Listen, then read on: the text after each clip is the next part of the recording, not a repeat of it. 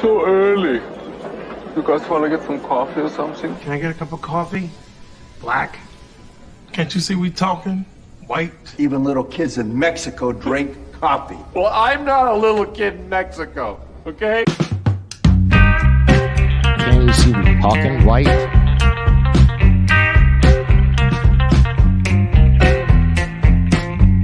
That is the best coffee I've ever tasted. A damn fine cup of coffee. You want a cup of coffee? No coffee.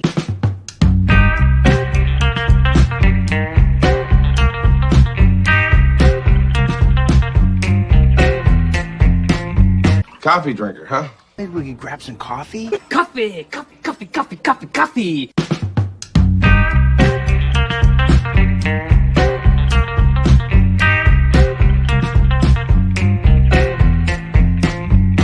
God damn, Jimmy. That's some serious gourmet shit. Me and Vincent would have been satisfied with some freeze-dried Taster's Choice, right? And he springs this serious gourmet shit on us. God damn, Scott, this is some delicious coffee.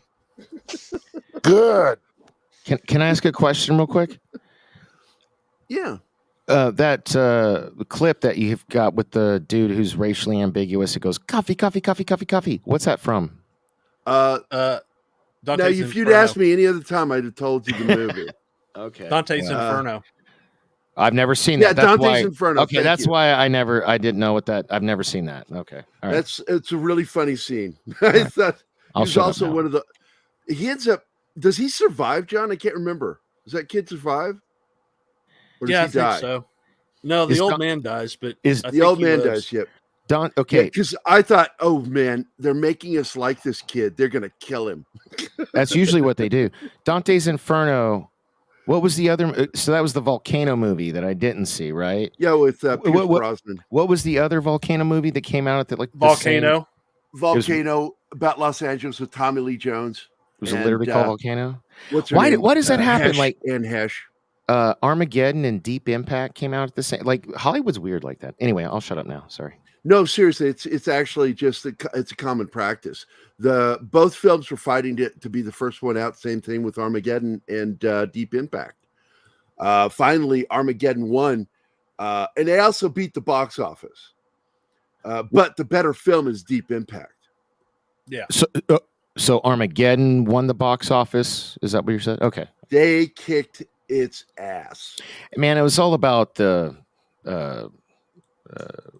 Oh shit, Aerosmith. bass- It's all about Aerosmith. Bass. Yeah, all about because the like bass one of the explosions. stars is Aerosmith's daughter. Mhm. The music was really good now. Oh yeah, but it's weird. It's creepy as fuck that love song is written by her dad. Oh yeah, dig it. Let That me was tell like, ya. because it really bugged me. I'm like, you're singing a love song and that's your daughter. So hey, mom, I guess I'm out of timeout. Thank you, Gary. I Sort love of. you. Sort of. Okay, I'm going going to point out that you interrupted the intro. Did I really? Yeah, you unmuted your mic and talked over the intro. I'm sorry. Fuck.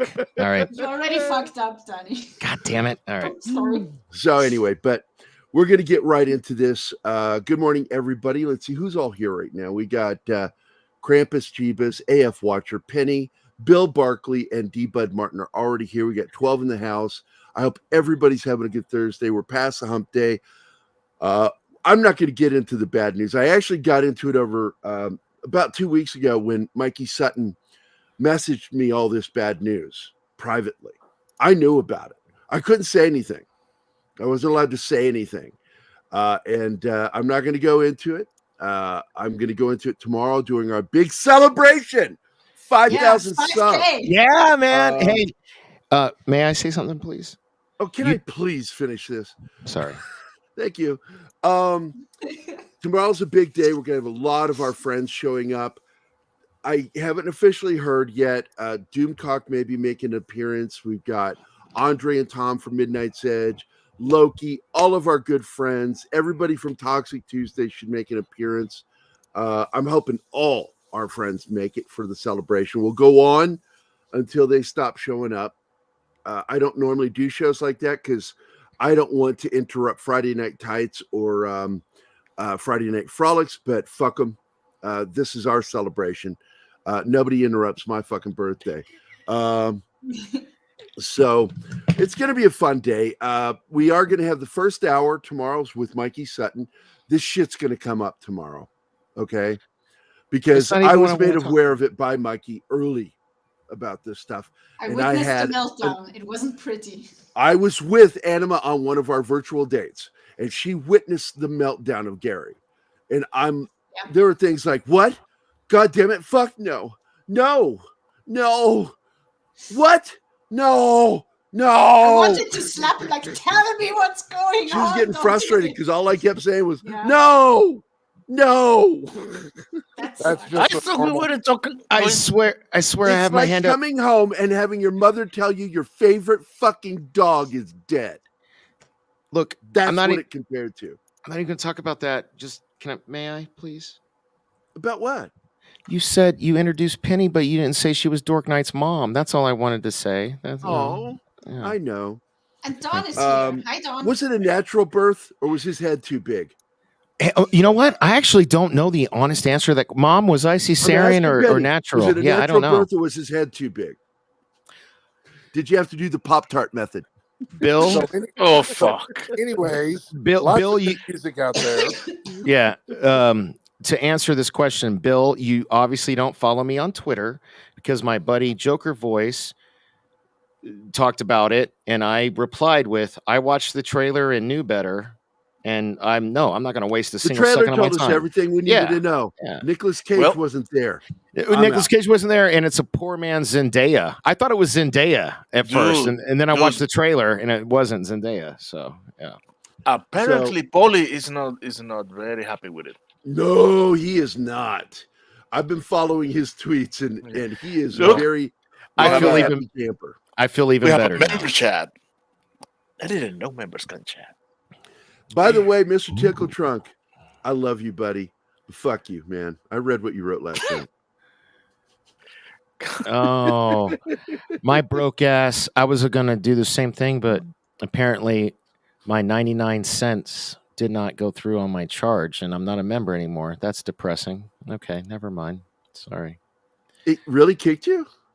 Yeah, dude, I'm poor. It's okay. I mean, well, I'm not poor. I'm broke. I got to remember the distinction between poor and broke because I live a blessed life. It's Yeah, I know. I get you. So we are getting into finally the. I'm just going to write it this way: finale. There we go. All right, I'm saving that, and we are going to start now. There it is. Did she answer? Did Penny answer? Man, I'm so far behind on this. No, she hasn't. Hold on, I got to respond to this. There's a good question, Mr. Tickle Trunk. It was when you shared the link from Valiant Renegade, and you made the comments that, you know what, I understand this shit's okay, and I'm like, fuck you, no, it's not. It's not okay. Hey, are we opening with Archer or? Yes. Yeah, I just put the banner up. Did you take it down? Put it back up again. God bless America. Hey, Mom, don't no-sell Gary's question because I don't know the honest answer to it either. So, it's because I'm a natural birth. How do you not know that? I don't. Do you remember when you were born? What the hell? No, but I know that I was born my at mom 10 for o'clock in the 40 morning hours. on a Tuesday, May 19th, 1964. Yeah. I know. I was 10 on a Sunday night. My mother. You know that. My mother has said. My mother has said. My mother has said. My mother has said. My mother has said. My mother has said that I was born with a pencil in my hands. Ouch. What did she say? Must have been uncomfortable. She said I was born with a pencil in my hands, and I'm like, Shut up, you. I went, that must have really hurt, Mom. Hey, man, all she was saying is that you were born an artist. That's really. Really, that all these years. Don't be a dick. Don't be a dick. Don't be mean. Don't be mean. Don't be myself. I'm a fucking dick. All right, look. This is my first time in my bathrobe because I literally just woke up and wanted to. Yeah, Mr. Tickle Trick, I love you, buddy. Don't worry about it, man. But I really did. I saw your comment. I liked it, but I wasn't going to share it because I didn't agree. Oh, we got my mom's answer. So I was natural. I had a Gumby head? What the hell does that mean? What the hell does that mean? Him? You gotta explain that. What the hell does that mean? You're all slippery like a. So now she's roasting.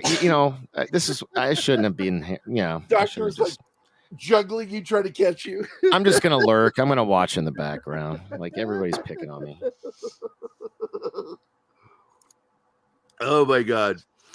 So let's get on to episode. Am I that bad, Krampus? Really? No, man.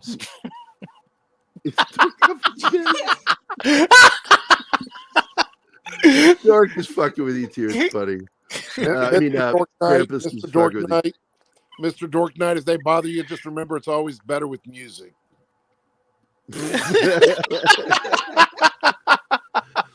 All right, Anima.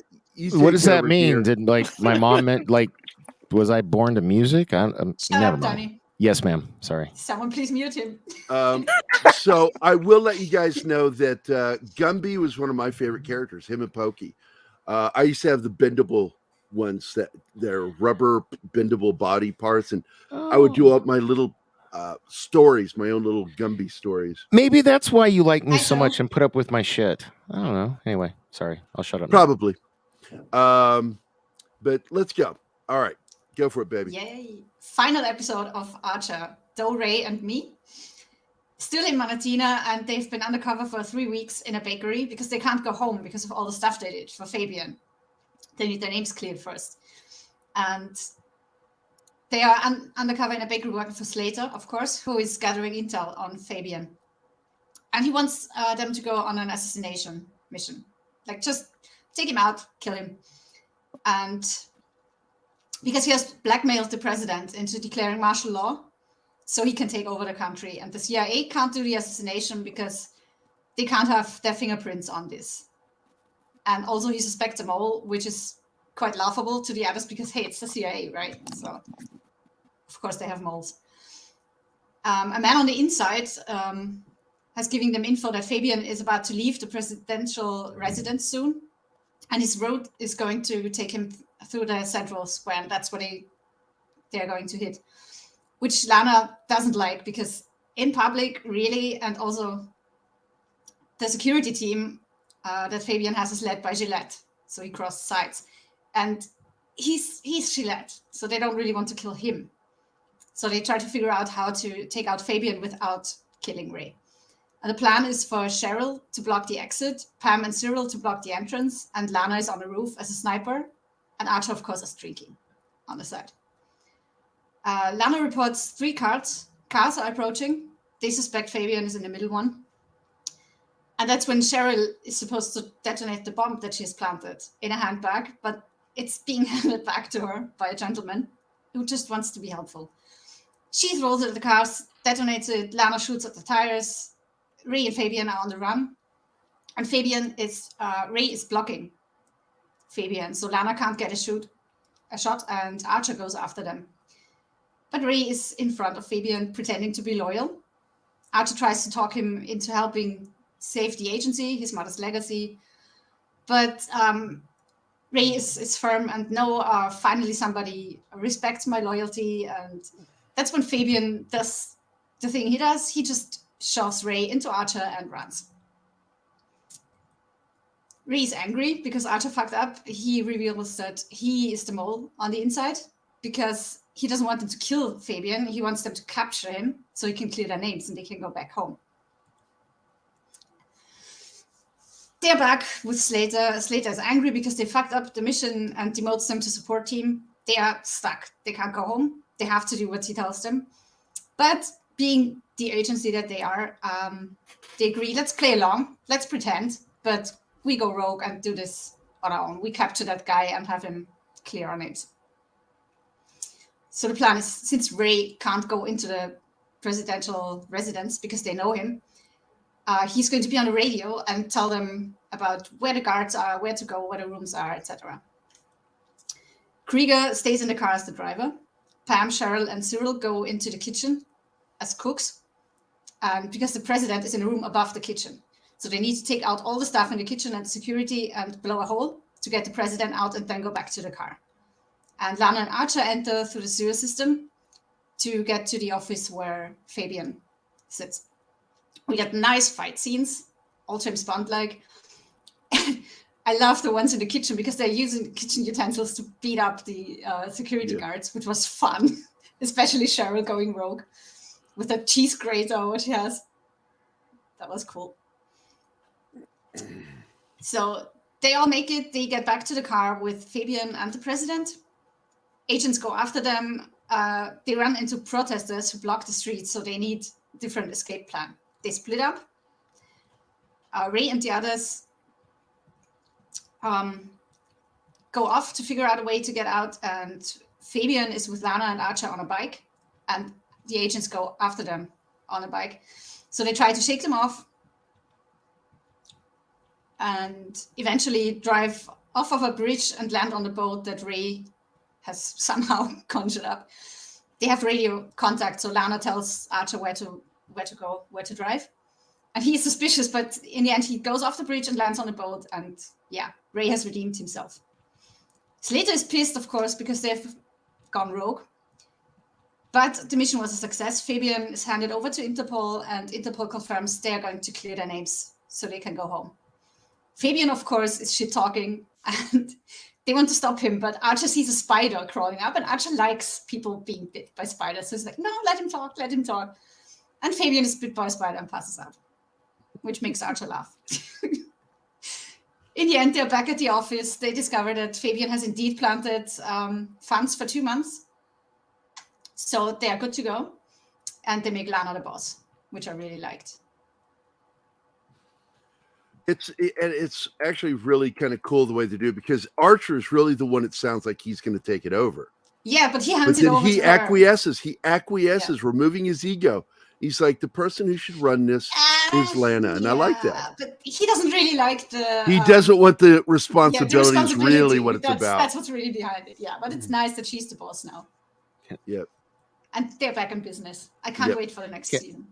Can I ask a question? About the episode? Yeah. Yeah. So, the full disclosure, Archer's kind of a painful thing for me because I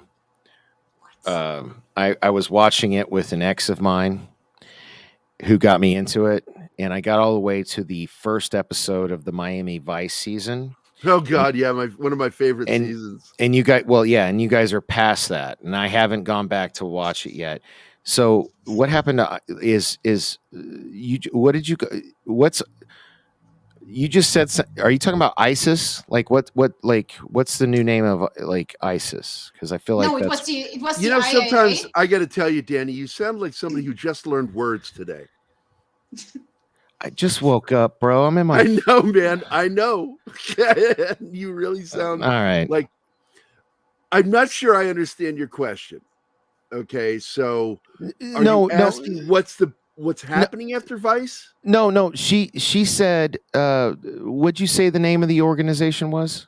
Yeah, they're not called ISIS anymore for obvious reasons. Yeah. They're just called the agency.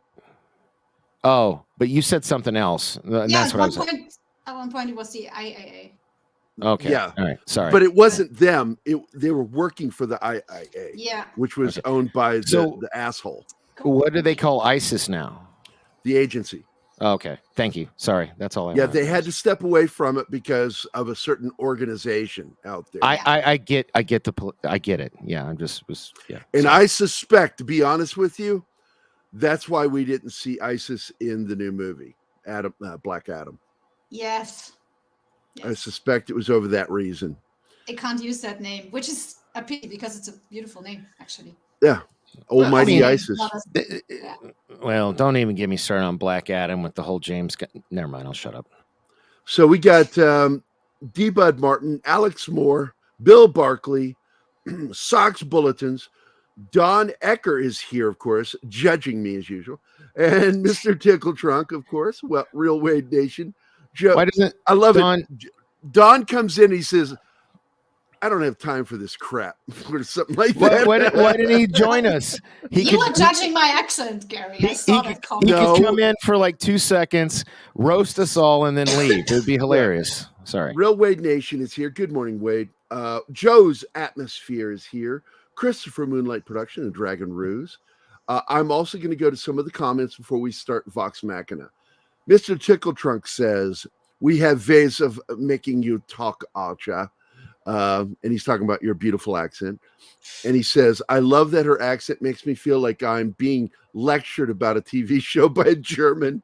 And I'm like, that's kind of insulting because her accent's prettier than a German.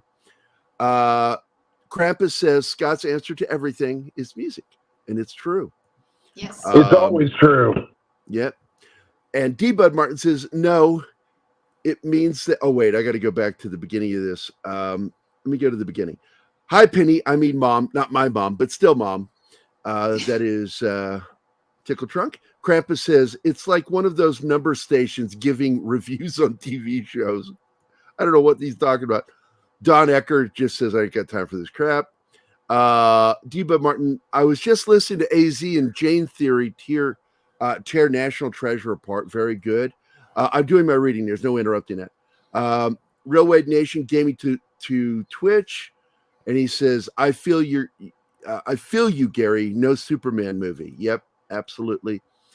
And Tickle Trunk says, does that mean Gary's mother ate a pencil or sat on a pencil?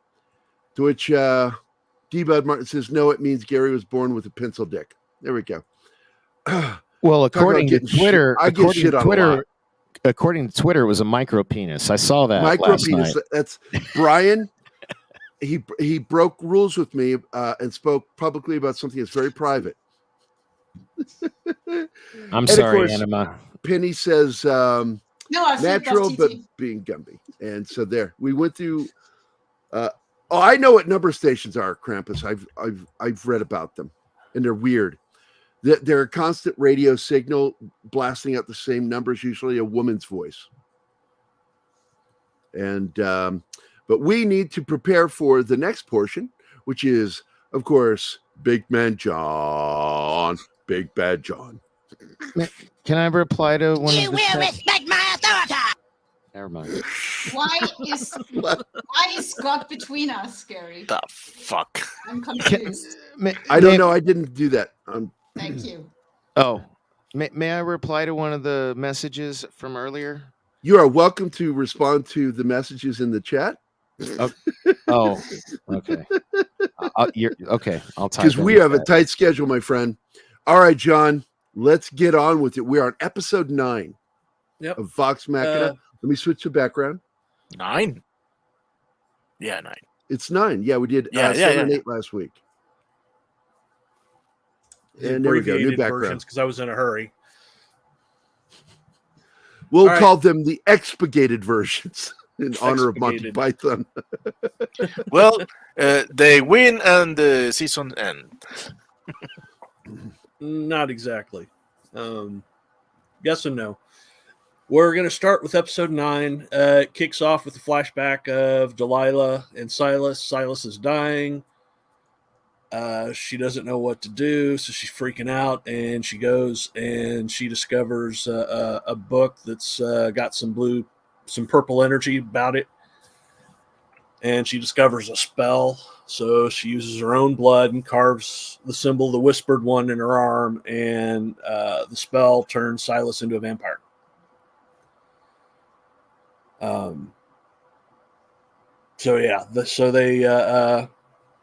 And it cuts to present day where they're Silas. She's telling Silas to trust the Whispered One, to stay in the manor where he's safe, because this has all been about her love of Silas and keeping Silas safe. Right. And that's what got her involved with the Whispered One. And as a note for the game, it turns out the Whispered One is actually Vecna, the long time D&D archlich villain that's been around for decades. So they actually incorporated that into their whole campaign. Mm-hmm. So, but that's who the whispered one is. And again, when he says that, just so you guys know, the show is based on an actual game campaign. Yeah, it's based on a D&D campaign that started many years ago. It started as just a bunch of voice actors who got involved playing D&D, and they said, "Hey, you know what? We ought to put this on YouTube, on Twitch," and so that's what they did. And it's this huge industry now, and they're making millions of dollars every year. So, but yeah, this is whenever I start talking about the campaign, it's always going to be a D&D thing. So I'm going to nerd out. So just FYI. Okay, buddy, it's your segment. Go for it. So anyway, after she does that, we cut to Vox Machina. They're holed up in a safe house with Archie and the rest, trying to hide from the undead that they've been running from. Everybody's freaking out, discouraged, and it's like, we don't want to deal with this shit anymore. And Sandra and Archie are trying to convince Percy to take over leadership because he's the last remaining Derolo, except for Cassandra. But Cassandra's been is a little untrustworthy because she's been held by the Briarwoods for so long. But she thinks, not necessarily the people. Yeah, well, that's what that's her reasoning is why she didn't want to take charge. Mm-hmm. But of course he refuses. Then the undead break in. Scanlan gets bit by the undead and starts to break out necrosis, and Keyleth can't heal it. It's beyond her. It's like, it needs, they need to figure out something else to do, and he's going to lose the arm within the hour if she doesn't get help. And Grog is happy to help with that. Yeah, Grog's like, yeah, it's like he's all ready to chop it off, and Scan's like, no, last resort, because he needs to use that arm for things. Things, yeah. And so basically, they get overrun by the zombies, and they take off running, and zombies and giants, and you find out that Verdmire's still alive. He survived the fire, and they're all in a fight, and Archie continues to try and pressure Percy into taking over leadership because she's only a Derolo can lead them. And then after that, Verdmire gets in a fight. Archie stops Verdmire from killing Scanlan, and they get in a fight, and Verdmire cuts him in half with his giant sword, which of course locks up Percy because that was his childhood best friend. Right. So it also sets off Keyleth because she needs to be angry to get her shit together. Yeah, Keyleth goes into the super mode and casts Ice Storm and freezes all the undead behind a big ice wall, and so basically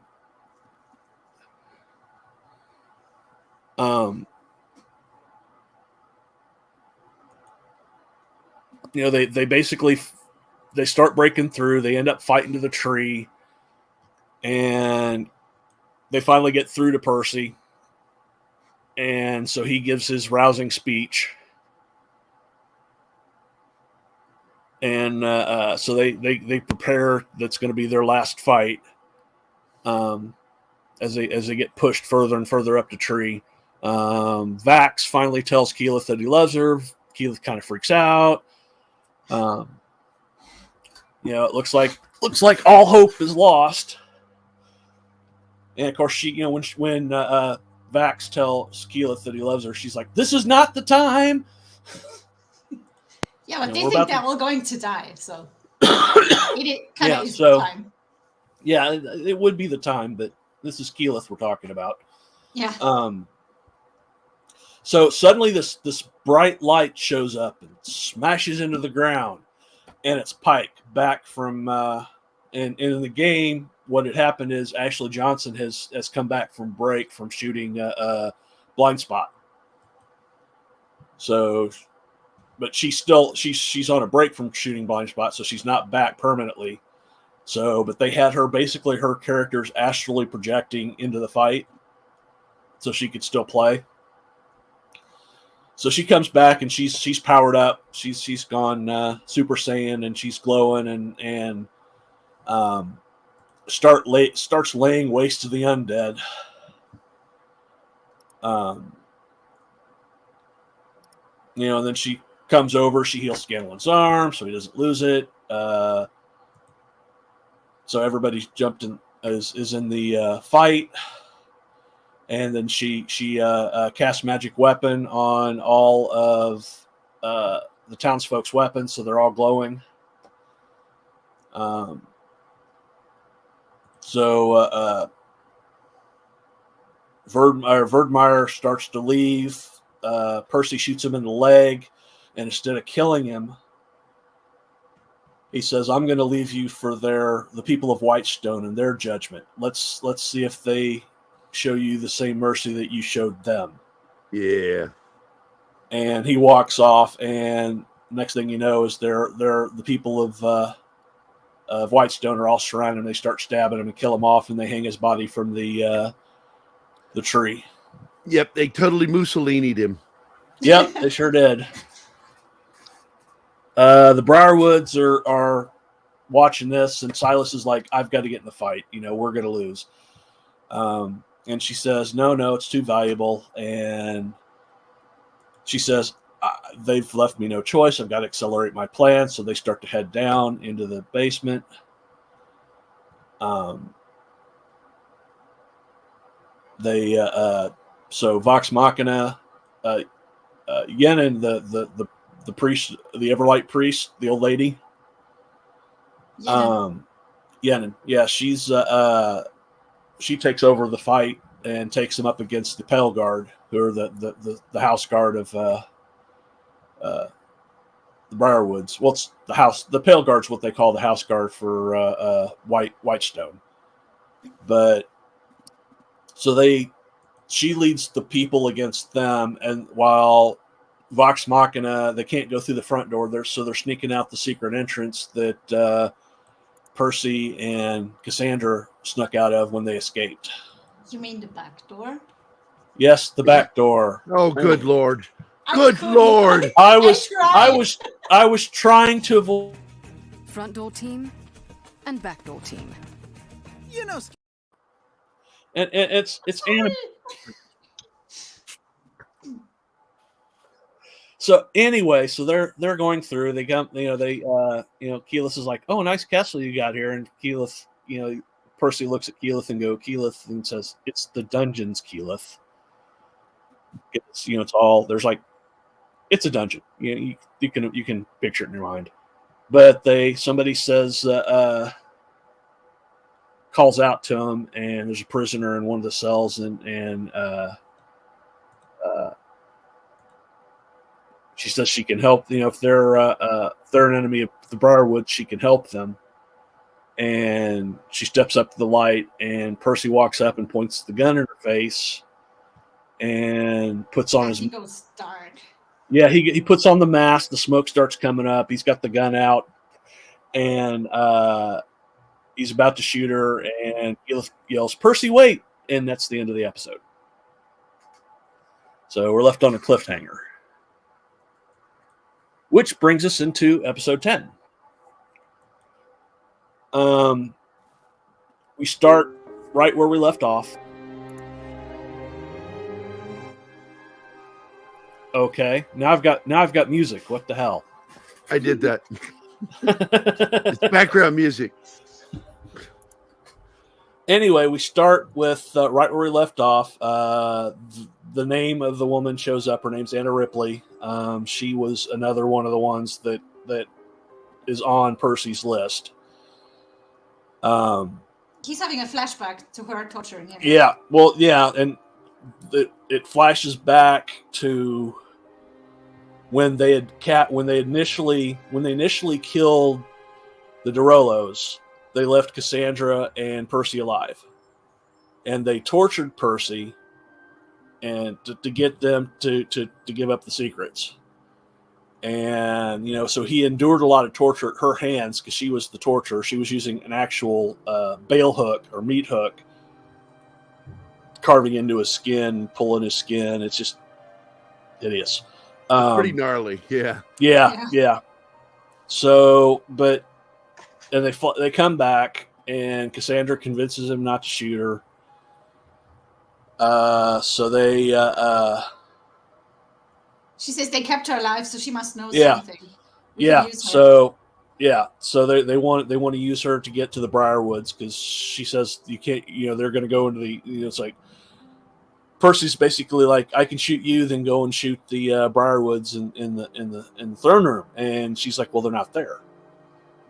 And turns out there's the ziggurat from the book is underneath the castle. The Twitter swap. What was that? Oh, don't worry. Oh, okay.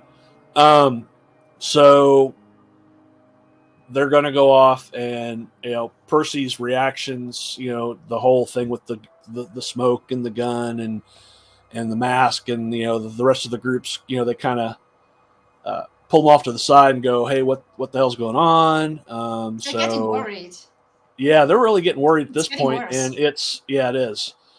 And he's like, so Pike's will let they were like, we'll let Pike examine you, and Pike, with permission, he says go ahead, and it turns out that there's something that's got a hold of his soul, and basically she sees a vision with Percy on fire and Dark Claws attack him, and she's like, well, you got to go to a temple soon, and she's like, we don't have time for this. But he does agree to not kill Dr. Ripley, so they can go track down the Briarwoods. Well, she knows where they are, and she says she can take you there. So. Yep. So while the people of Briarwood or people of Whitestone are fighting the Pale Guards, Ripley leads them through the dungeons, and they fight some undead. They eventually come across a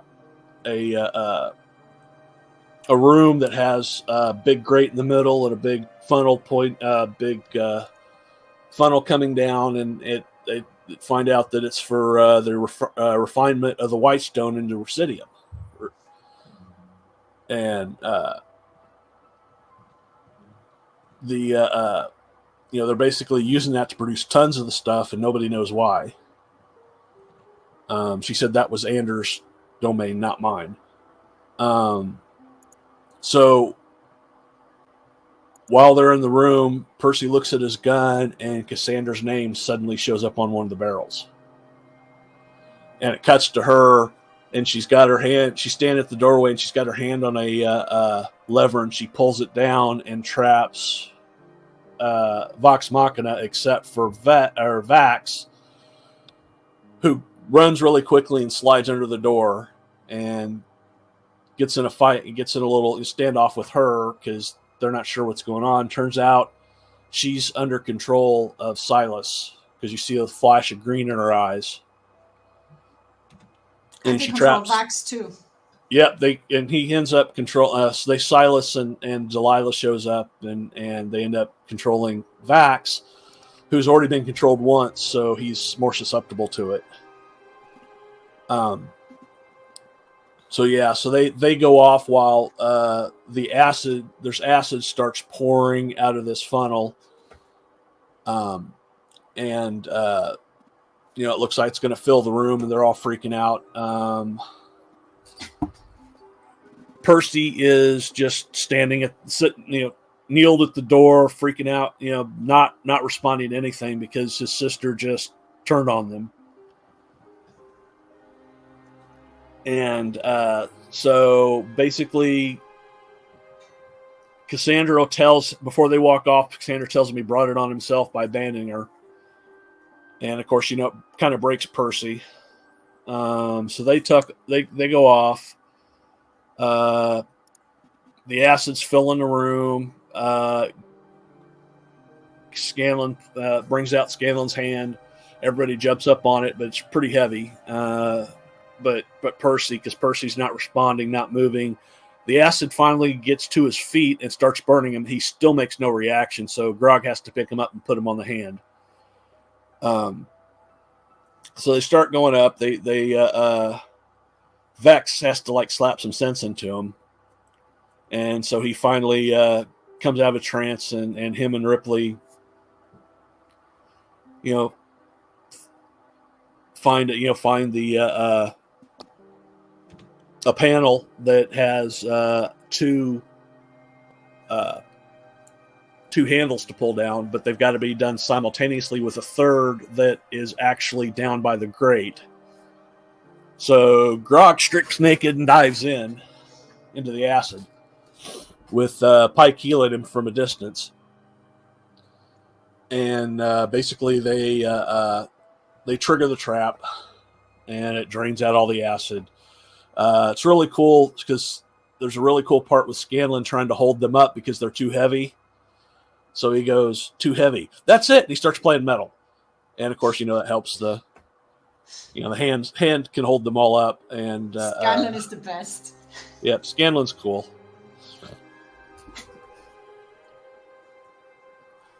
So basically, once they do that, Vox Machina takes off after them.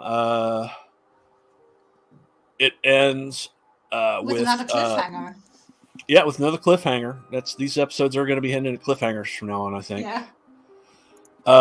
It ends with the Briarwoods taking Vax and Cassandra up the stairs of Ziggurat, and Delilah saying they need a blood sacrifice, and they look both at Vax and Cassandra, and they're like, "Well, we've got a wealth of options," and so it ends there. She enjoys that. She's such a she's horrible. evil. Yeah. She's evil. She and no doubt about she has it. a choice now whom to kill. Terrible. Yep.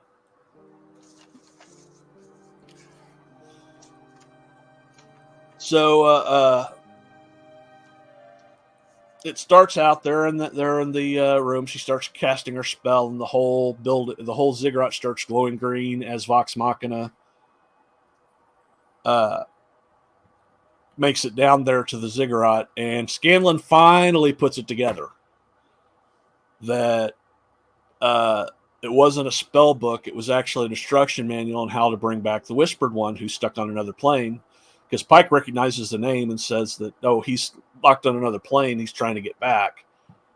But they're like, "Why the solstice? Why the star map?" And Keyleth points out that because that's when the planes are thinnest and the magic will work.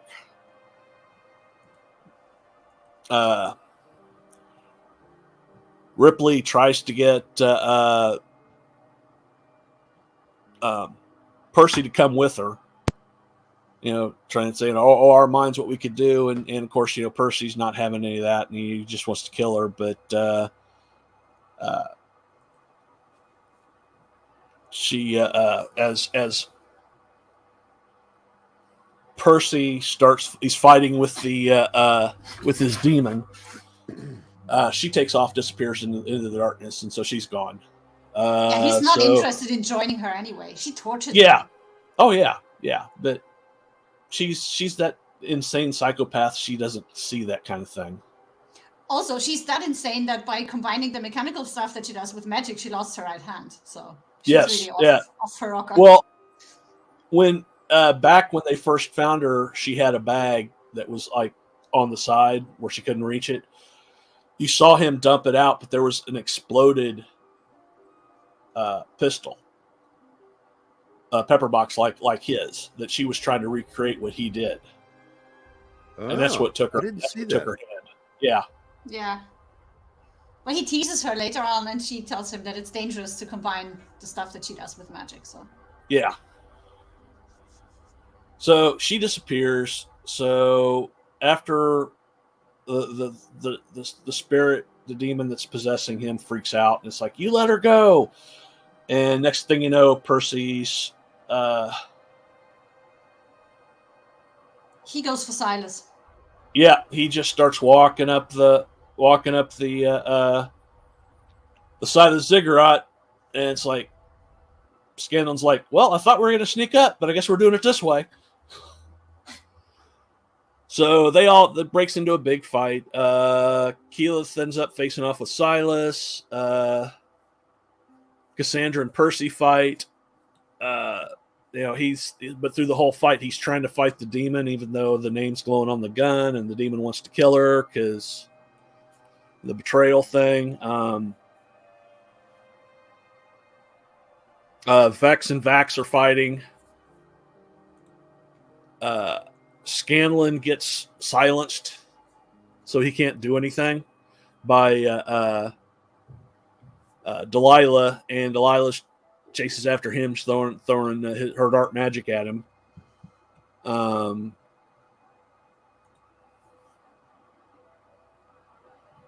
So basically, Silas comes over and just as Cassandra just as Percy's starting to get through, or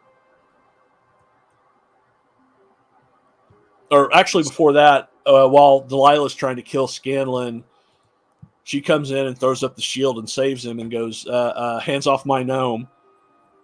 And of course, Scanlon's like, oh, his eyes do the spinny thing, the cartoon spinny thing, and throws up D20s with hearts on them. So anyway, so the Keyleth is weak. She can't do anything. They're calling Vex is fighting against her brother, so she keeps calling out to Keyleth to do something. And Silas she's weak. smashes her into a wall. Oh yeah, Silas smashed her into a wall. So the sun, she reaches out to the sun. She sees the sun tree. She starts talking to the sun tree, and the sun tree's roots come over and they start touching her, and she starts filling with light. And so she draws the power that's left in the sun tree to generate this huge sunlight. It causes Vax to snap out, and it gives it's light, so it's helping Pike, the priest of the Everlight, fight against Delilah. Delilah curses Scanlon. He can't do anything. Well, yeah, that's why it says she silenced him, so they couldn't do anything. That's why she had to step in the first place. So while they're fighting, Grog and Silas fight. So finally, Grog gets the upper hand and turns around and got him held up, and Keyleth blasts him with this huge thing of light, which, of course, being a vampire, fries him, and he turns to dust. Of course, Grog is burnt up too, but he can take it. Then Silas's name disappears with the gun. Then Percy gets upset because he said that's his kill. That releases Cassandra from Silas's spell. So Delilah's realizing that everything's going against her, runs up, and that Silas is gone. She runs into the temple at the top of the ziggurat and slams the door behind her.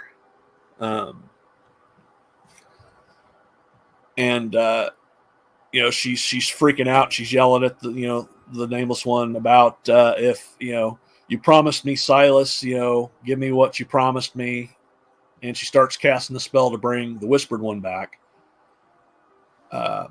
Using her own, she's using her own blood for the ritual. She carves another symbol of the Whispered One on her arm, on her other arm, and starts casting the spell.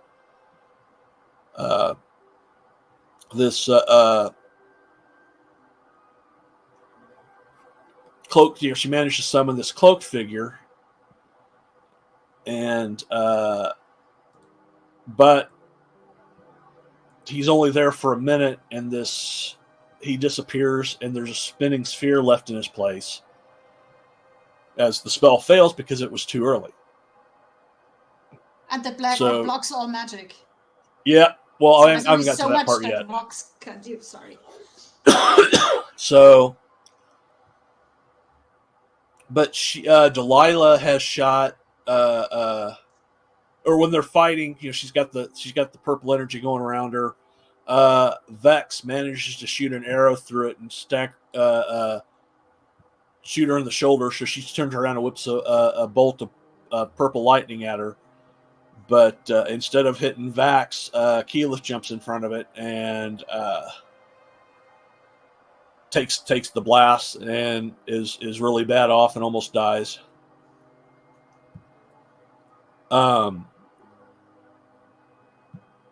They've got so they're all worried about because Keyleth is dying and they don't know what to do.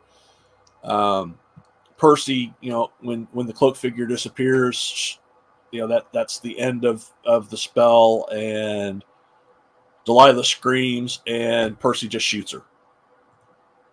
She shoots her a couple of times, and Pike runs over, tries to heal.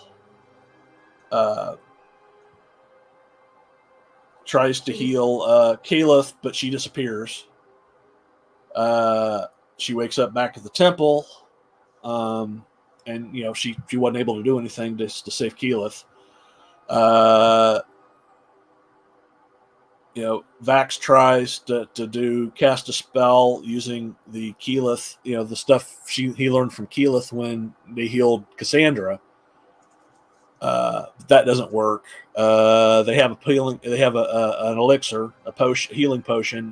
They pour that down her throat. That doesn't work, and they realize that Scanlan's over there. He tries to do Scanlan's hand, it just fizzles out. So they realize that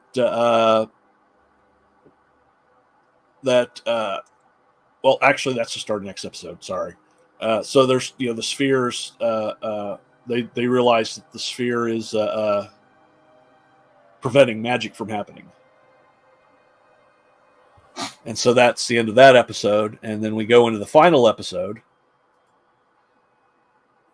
And we just jump right into it.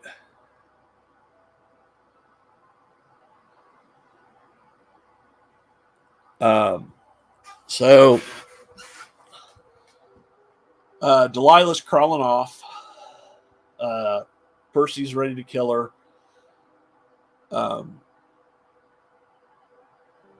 And he's got his gun up.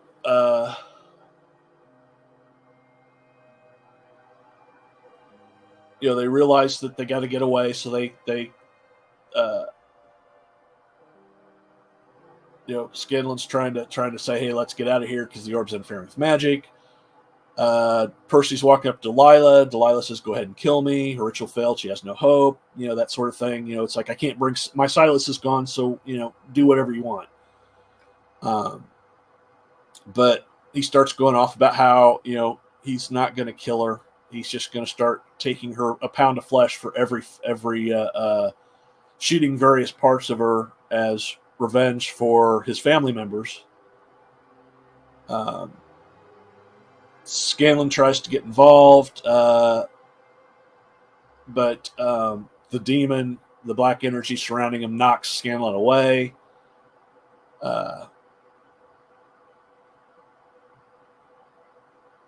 That's when they do the elixir and stuff, and they realize that they're too close. So everybody takes off. So Vax is like, do you have another elixir? They don't have any more. So, without Pike, they don't know what they're going to do. That's when he tries to spell. And in the game, what it was is he took a level of druid because he's a rogue normally. And when they leveled up at the end of the session, he took a level as druid. And that's how they explain him healing Keyleth enough that she survives. So basically this whole thing, they realize that the whole thing comes to the head with Percy, and spoilers are a myth. Sorry about that. So the whole thing is the smoke rises up, his mask comes on, and it does say spoilers in the banner. So don't worry about it. See it right there. Okay. Right there. All right. So basically it breaks into this big, huge fight between a demon-possessed Percy and Vox Machina, Ornthax, which is the name of the demon, is trying to convince Percy to stop. In fact, Vax stands in front of him at one point and gets him, takes off the mask, talking to him, and you see his eyes are black, but he's crying because he doesn't want to. So he basically, the demon takes over, and he sees visions of his family and the people that killed his family, and so he's shooting at them, but it turns out it's his friends. So it finally took Vex and Cassandra to get through to Percy at the last minute before he kills everybody. And you see the smoke demon leave him and go into the gun. Of course, Delilah's laughing. Said Percy's weak. You can't kill me. I'll come back. I'll be stronger than ever. Percy's not going to kill her because he knows, he's like, you've lost Silas. You have to live with that pain. And she's going off about the whispered one. She'll finish what she started. And then Cassandra walks up and just stabs her. And she's like, well, you could forgive Delilah, but I can't. And walks off. So they're that's the end of it. Percy goes over to pick up the gun where he dropped. Scanlon's like, no. And he throws it in the acid. And you see the demon head pop up out of the acid. And they're like, he thinks that Scanlon saved him. And he's like, everybody's like, well, how'd you know that the demon was still in the gun? He's like, a total guess. So they go back. It's a big celebration. Vax goes up to Keyleth and tells them that, that I meant what I said. And Keyleth says, yeah, I know. But with all her responsibilities and with me being on her journey, she can't deal with it right now. Okay. We're almost done, actually. So that basically, well, why don't I stop here? I'll pause and we'll finish the rest of it. Okay. So, what I want to point out is, hello, good evening, and welcome to the middle of the film.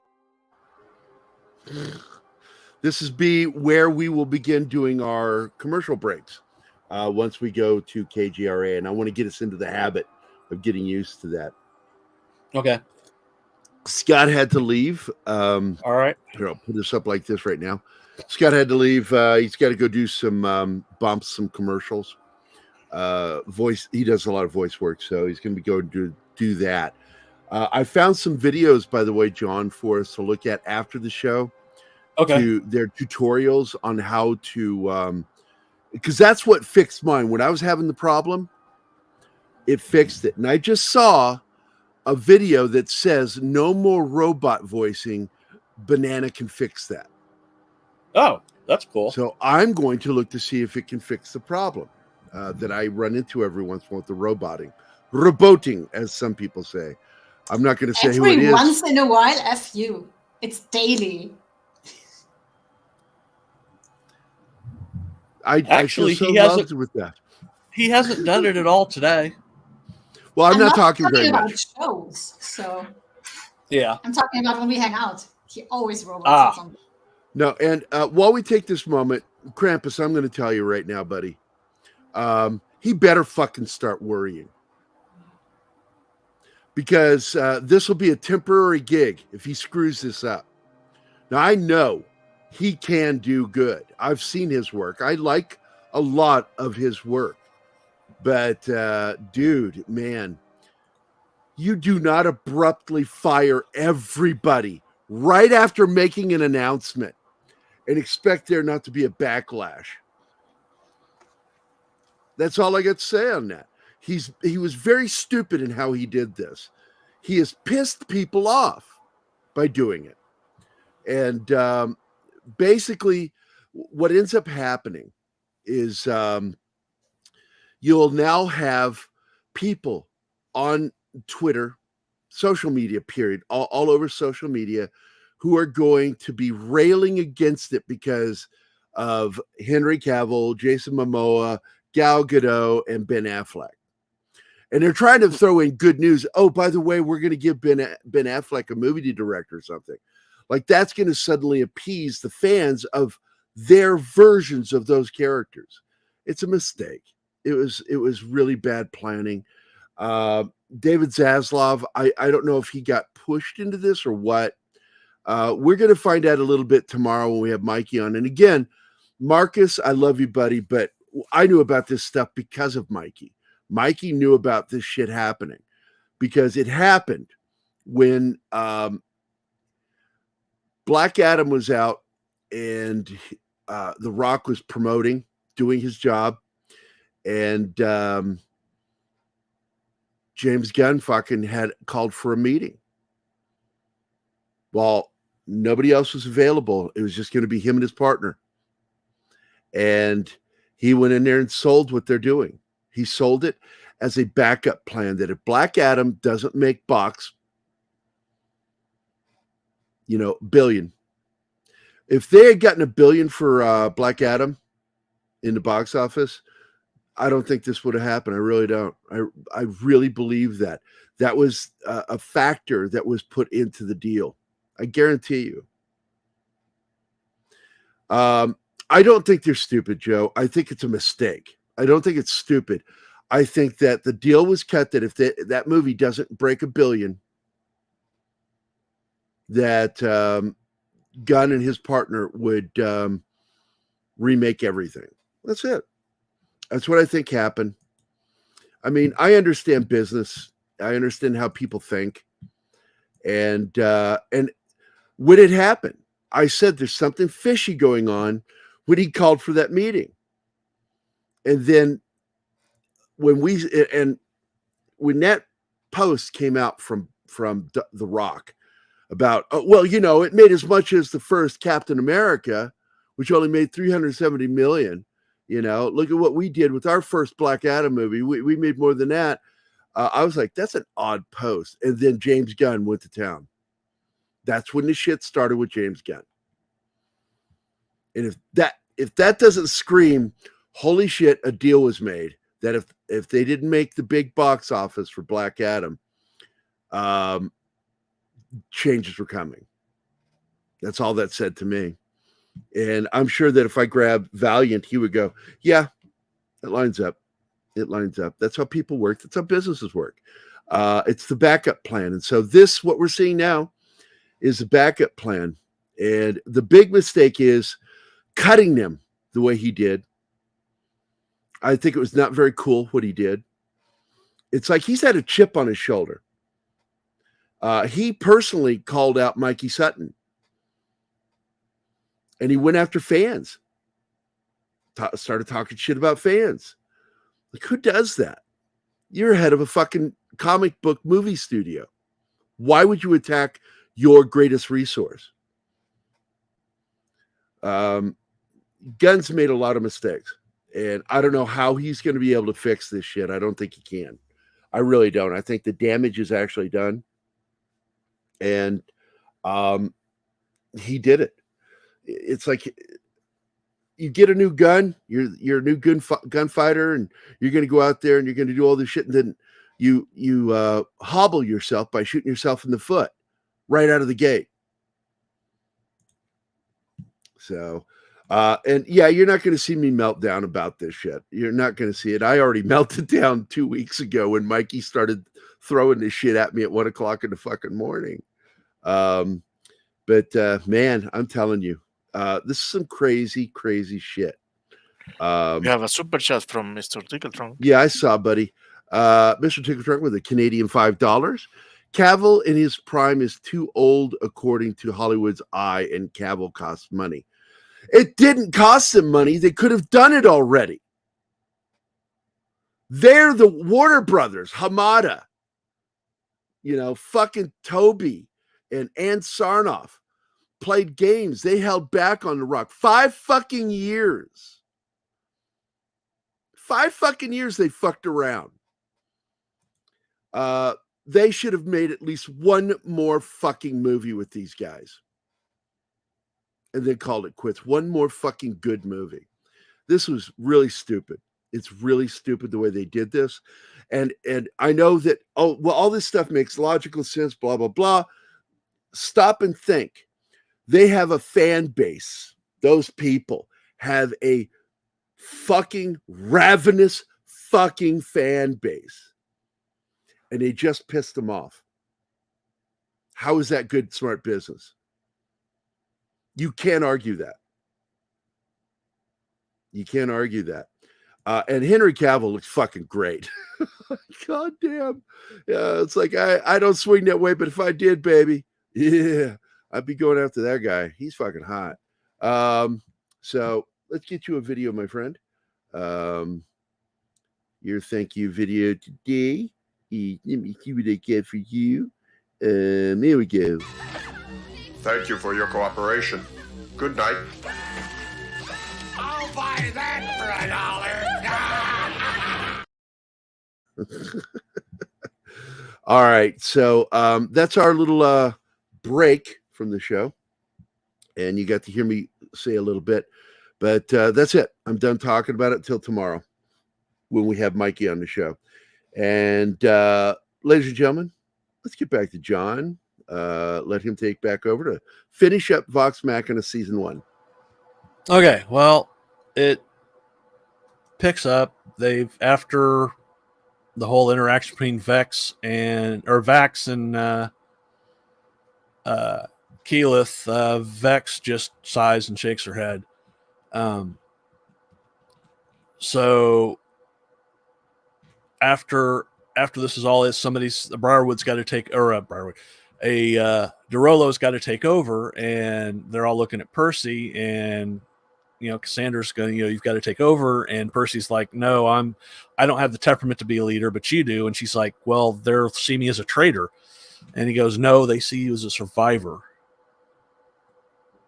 So basically, Cassandra's going to take over running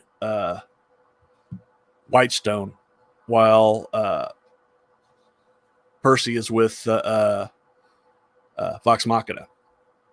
So Scanlon, you see, cuts to Scanlon talking to Yenin and asking about, telling about, talking about the Black Sphere, what she thinks it is. And she says, well, we sent a holy man down there and we should have a report soon. Well, it cuts to them and he's reaching out to touch the sphere and it just sucks him in like a black hole. And so there's something bad going on there that they'll have to address. So that ends that. They're all getting ready to go. They're trying to figure out how to get back. And Keyleth's like, well, I think I can help with that.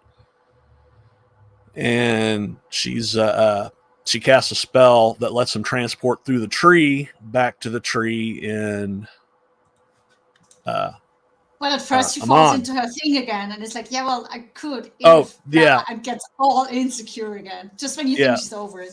Yeah, and Vex comes over and puts her hand on his shoulder and says, "You've got this," and she gets a little embarrassed, and then finally casts a spell. So they go back to Amon, and it cuts back. There's a little time jump with them all doing stuff all around. Percy's working on constructing a new weapon.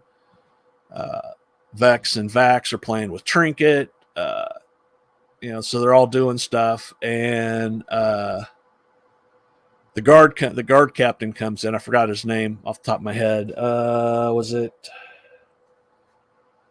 I don't remember what his name was now, but It's Gerald, John. Gerald. Okay, yeah. Sorry, he's a minor character. Didn't remember his name. So basically, he says the Sovereign wants to see him. Sovereign's up there about to make a big announcement. He starts going off about how, his judgment was clouded, and that there were people responsible for it, and Vox Machina initially thinks it's them, but he says no, but Vox Machina saved us again. And he looks up, and you can see from the sun these dragons flying in. And that's what But Vex gets a headache first, and you're like, what's happening? Yeah. now? And then you see the dragons come in. Yeah. But you see the dragons come in, and that sets up the next season, which ties back to the eye that you saw in episode 2 through the crystal back in General Craig's lair. Brimskythe, it was his dragon's name. So yeah, so there's 4 other dragons. There's 5 in D&D. There's 5 chromatic dragons, the evil dragons. Excuse me. There is red, which is fire, black, which is acid, blue, which is lightning, white, which is cold, and green, which is poison. So, but since Brimscythe is already dead, this evil council of dragons have just have 4 members. So you see the 4 dragons coming in to take over Amon, and that's where it ends. So yeah, so that sets up for next season, which starts in January, I believe January 23rd, if I remember right. Yeah, and it has been renewed for a 3rd season after that. So that's great. We got at least a couple more years to go. Vox Machina. Because I really love that show, and I didn't think I would. I figured it'd be more, Bezos woke crap, and I started watching, going, "Oh my god, this is amazing!" Which is ironic because all the actors and stuff are all woke as fuck. Of course. Excuse my language. Of course. So, so they're all, they're in Hollywood. What do you expect? But yeah, so that's where we leave off. This is the second arc of the first campaign of Vox Machina. The 3rd arc sets up the dragons, and then there's, I know what's coming afterwards, but we'll get to that next season. Hopefully they won't leak any of their wokeness into the show. That's what I'm They already have done it. There's been a little bit, but well, to be honest, only the real moment that it make a little sour for me was the resignation. The resignation speech, that moment when they say that the mob mentality is better than individuality. Oh, yeah, that's right. Yeah, because he's I've kind of glossed over that speech he's giving. The Sovereign stepping down because he's been mind controlled, and he realizes that one man, you shouldn't have that kind of power, so he's leaving it up to the council to run Amon. Yeah, that's good and all, but the manner in it was phrased is the wisdom of the collective is superior to the individual. Yeah, that's a bit woke, but John, was there anything in the campaign that you fell short in the series? Anything they could have done better? Well, there's a lot of, you got to remember, the campaign ran for weeks, and there's a lot, and each episode it was like 100 and some odd weeks for the first campaign. Like I think 144 or 150, and each episode's 4 hours, approximately, between 4 and 5 hours. So that's a lot of time. and there's a lot of interplay and stuff that didn't translate. They got the majority of it, but there wasn't anything major that they've left off. That I feel anyway. They got all the they got all the major beats of the campaign, and that's what's important. Little side quest stuff. There's like there's a lot more to the excuse me, the relationship between Vax and Gilmore that you don't get. They've hinted at, but you really don't get to see, because there's a whole dinner and just it's basically because Vax is. They kind of played off that Vax is bi, and he's got a thing for Gilmore. Yeah. But that's the way it is in the campaign. So yeah, as I refer to that person as trisexual, they'll try anything. Yeah, that's Gilmore. And it also sounds like our little buddy too, because that guy is like into some crazy wacky sex. Scanlan? Oh, he will fuck everything and everyone. Yeah. Scanlan's bisexual. Even too, monsters. He has no borders. He's just like, you mean that I can ejaculate inside that? Fuck yeah, I'm in. Yep. Ew. Yeah, ew. But yeah, he even tries to pick up one of the guys, the workers that are trying to repair Whitestone. Trisexual sounds funnier though. Pansexual just Yeah. sounds like you're into frying pans. Yeah. Now, talking about Scanlan, and I am not the scholar of the matter that John certainly is, but so only speaking as a fan of the show, man, I feel robbed. They dangle us the Scanlan and Pike thing for the whole season, and they do nothing about it. That Scanlan Pike thing dangles for the whole campaign. They don't actually get together until after the campaign's done. But they do. But yeah, they do. They actually get together at the end. Nice When they do the epilogue about what happens to each character. Basically, her and Scanlan get together, and Grog lives with them. their child. Yeah, He is basically. like a child. Yeah, he's stupid. I mean, it's he's a big dumb barbarian. That's what he is. Man, when he was fighting Alder and said it was 1, 2, 3, 11.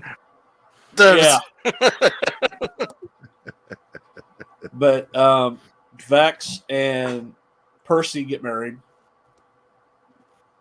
You can start to see in this first season. You start seeing the feelings, between the two when they were in the chariot.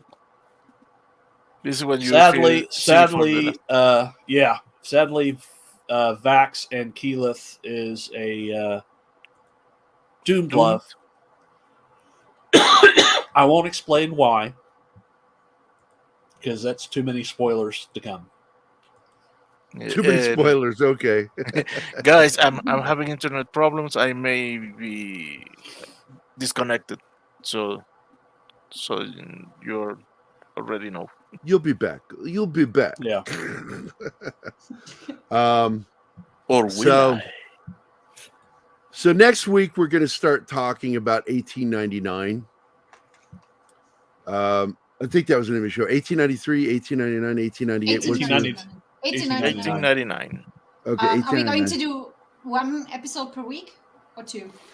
It's a lot going on per episode, so That's why I think one is better. How many episodes are there? Do you remember? I already finished it. At last.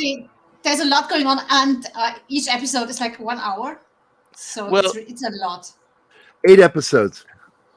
I feel like there were 3. We watched 3. We started going to 4, and we got to finish them. So I feel like the episodes are artificially long. oh yeah, I mean, there's a lot of puffery going on. It's a bit slow at times, yeah. But Yeah, Vox Machina doesn't come back until the 28th of January. So one episode should actually be pretty close to right. One episode per show. I think so. Oh, excuse me. Oh. One show we will not do is Wednesday. I contemplated, thought about it, and I'm like, you know what? No. we covered it on Saturday. There's not much to say. No, there's really not. Look, it's an okay show. It's not great. That's about all I can say. I was entertained, but in the end, I'm like, that was not very much meat on that chicken. It's nothing I would go and rewatch. The special effects were not very good. The best part of the whole show was Thing. Yeah. Yeah, that's what I hear. Well, Superman and Lois comes back the 18th of January. And The Last of Us starts the 15th.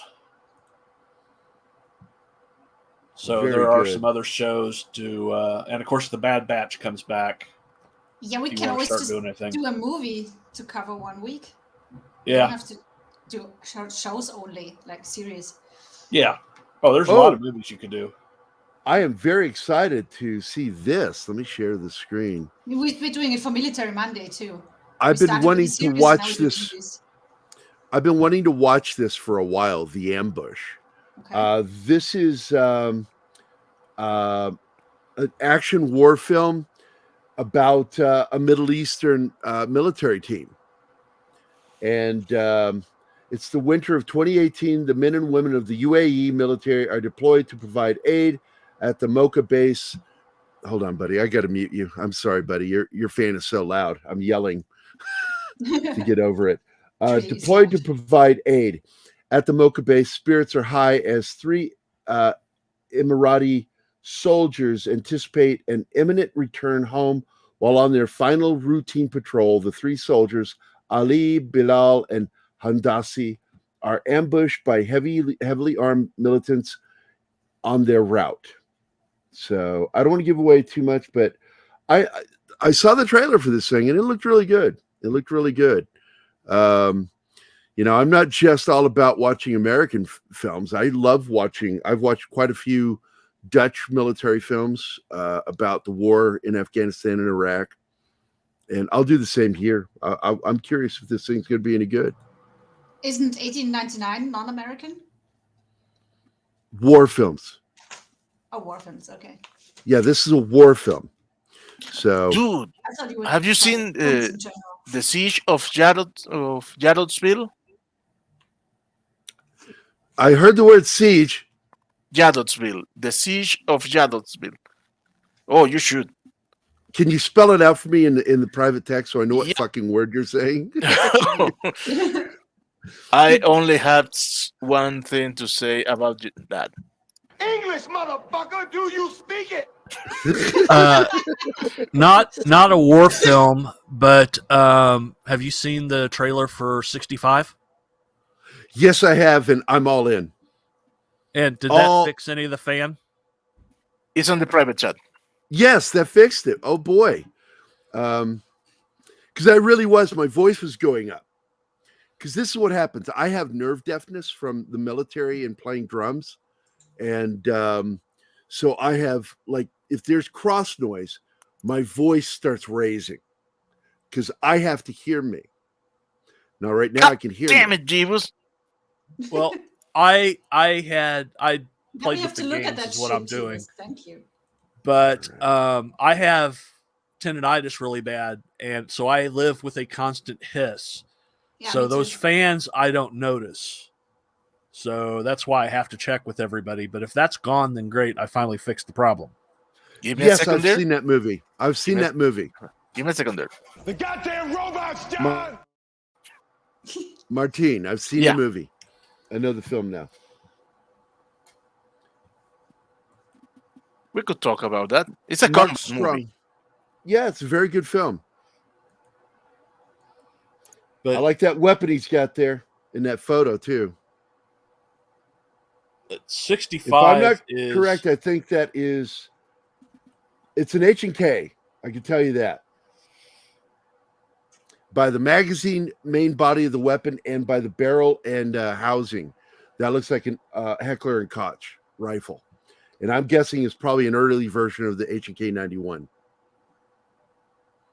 which is a beast of a weapon. 7.62 NATO round.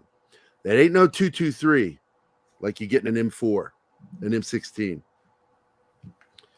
So, but I look forward to seeing a couple more films.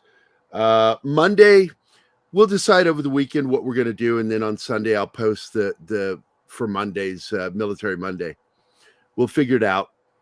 I really wouldn't mind, Martine, to talk about like films like this, because I really do like doing films about NATO countries or countries that we're allies with militarily. Okay. That's why when we did the show yesterday, Dangerous Military Nerds, I had my buddy Brian, that 70s rock fan, on, because he was British warrior, man. Armchair warrior. He was Air Force. So British Air then Force. Behind Enemy Line is out of the question too. You mean the movie Behind Enemy Lines? Yeah. I love that fucking movie. What are you talking But about? you only want to talk about NATO nations participate. What happened? Oh my God. Makes sense, Martin. What about more sci-fi military movies like Battle No. Los Angeles and No, Starship Troopers? we did talk about that on Wednesdays. That's more of an Yeah. alien UFO thing for Don to be involved Okay. with. And Don, I love it if Don shows up for military stuff. I love it because I love the 2 cents he tosses in on everything. He's great to have, period. It's always good to have him on. Yeah. But I really like it when we're doing military stuff together or UFO shit. But yeah, Battle Los Angeles is absolutely an amazing film. Well, there it goes. It just shot off. I heard a pop, and then your fan got loud. It's really weird the way it did that. What? That's weird. Is that like, better? It's a slow, gradual build back up. It's weird. We're going to do it. We'll deal with it in the after show. Okay. On this one, just mute when you're not talking, because I don't want to mute you. There we go, buddy. So, Starship Troopers is going to be more of a sci-fi element. The military stuff in it was good because Dale Dye was a senior military technical advisor for the film, and Julie was there too. She worked on it too. But the fact is I wouldn't count that as a military film. I would count that as military sci-fi, and I love military sci-fi. In fact, one of my favorite scripts, graphic novels that I'm working on with Richard Bonk, and he's finished half of it, is my Earth Wars series. The first chapter of the book takes place on an island with Special Forces team, and the Special Forces team are the main characters throughout, because the end product of what this is supposed to build up to is an incident that takes place at a military lab, and it goes quiet. The first book is not that. It's something else. The second book is about a lab that goes quiet, and that team is sent in to find out what's going on. And one of the reasons why is because the senior commander of that special ops team was infected by whatever this shit is that came from space, but nothing happened to him. He survived it. And this is, of course, based on the principle that 1% of everybody in your population, Earth's population, 1% will survive any virus, any bacteria outbreak. 1% will survive because it's a weird mutation that occurs within humans. And 1% will get the virus bacteria and not react to it. They're just automatically immune to it. They can potentially be a carrier. That's true. But there's always that 1%. And it's weird. And science has always said, yeah, it's true. That's why when you see films where it's like it's a apocalyptic level event, the fact is the species would still survive. The only thing that could kill us is fucking biological warfare, nuclear or chemical. But you need the drama. Yeah. Well, yeah. Hollywood loves the drama. Yes, they do. They sure do. Hey, so yeah, Martin, well, let's talk about Siege of Jennetsville. If not this coming Monday, the following Monday, I think might be fun. Well, you still want to do the Outpost too, so let's not forget I'm apprehensive of making you watch that. So. Oh, that bad. Hey, I survived Black Hawk It's not Down. bad. It's nowhere near Black Hawk Down depressing. Because then I'm okay. I'll watch it together with you. the heroism of the conflict, and knowing that a lot of the guys that were in the actual battle are in the movie. So a lot of those guys survived. But there is some heroism involved with that battle. I mean, it was crazy. Why would you build a fob at the base of it's like a crater. It's completely surrounded by mountain. Who designs that?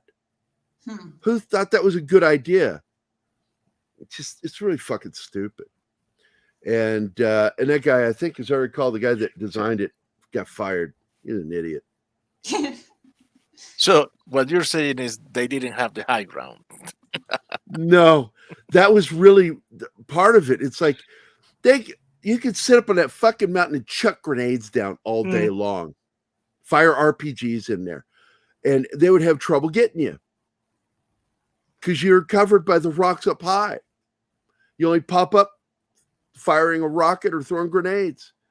You don't even have to shoot bullets. It's fucking stupid design. Oh my God. You get some inept motherfuckers that work for the Department of Defense, man. Wait, did I miss something in the chat? The spider that lives in Gary's back door and pushes things. What? Krampus. Yep, here you go. Hold on. Let me get him another video. Pam, why do you have underpants with a Swiss flag on them? Swiss? Those aren't Swiss. Those are, they're from the Red Cross. They're defective. Anyway, me safe house, A2 safe house. I'm gonna check the back door. I'm gonna have to make a new one for DC Warner Brothers right now.